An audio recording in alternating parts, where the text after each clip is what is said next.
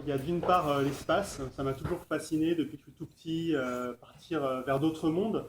Et je me rends compte qu'aujourd'hui, Mars, ça semble vraiment être la porte à côté. On a ces rovers, ces satellites qui nous envoient des images tous les jours pratiquement.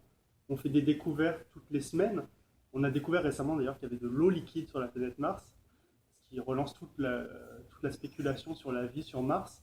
Donc moi, ça m'a stimulé, je me suis dit, je vais essayer d'imaginer ce que va être cette découverte de la planète Mars, parce que ça arrivera très bientôt. Et puis l'autre inspiration, c'est pas dans l'espace, c'est sur Terre, c'est tous les écrans qui nous entourent. Alors on a nos smartphones, nos réseaux sociaux, nos téléréalités. Et ça, bon bah, la plupart d'entre vous, ou beaucoup d'entre vous sont blogueurs, donc il y a toute une partie positive qui est apportée par les réseaux sociaux, par Internet, ça permet de rentrer en contact avec d'autres gens, de partager des passions.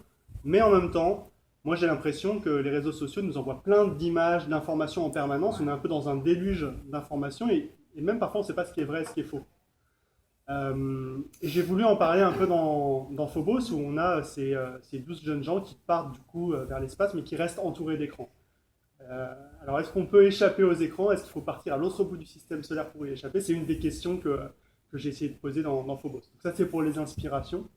Maintenant pour les personnages, alors déjà, mes 12 personnages, comment j'ai fait pour les créer? Ben, j'ai tout simplement regardé la liste des pays qui étaient aujourd'hui les plus impliqués dans la conquête spatiale, qui dépensent le plus de leur budget pour la conquête spatiale. Et c'est comme ça que j'ai choisi les 12 nationalités. Et après, ils se sont dessinés dans mon esprit, chacun avec ses particularités, leurs qualités, leurs défauts, et ça, une espèce d'alchimie un peu mystérieuse qui se crée dans un roman.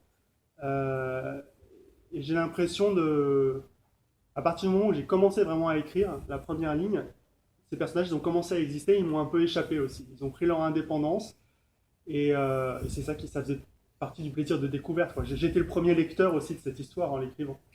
Je sais pas si ça Oui, répond. oui, Ouais. vraiment.